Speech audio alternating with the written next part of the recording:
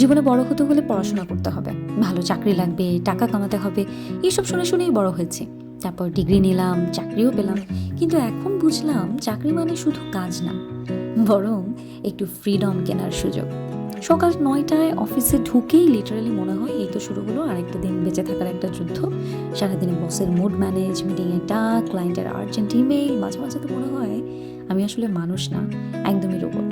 এবং যেহেতু আমি একটা আর্জিং প্রফেশনে ছিলাম, সেখানে ননস্টপ গান শুনতে পারা, মন খুলে কথা বলতে পারার যে স্বাধীনতা, সেটা অসম্ভব রকম মিস করি এই কর্পোরেট জগতে। কিন্তু তার মানে এই না যে নিজেকে বেশ অগোছালো রেখেছি, গুছিয়ে নেওয়ার চেষ্টা করছি। এবং যখন সপ্তাহর পর সপ্তাহ অসম্ভব রকম ফ্রাস্ট্রেটেড হয়ে যাই, তখন এই মানুষগুলোকে ফোন করি এবং তারপর শুরু হয় আমাদের গসিপ করা।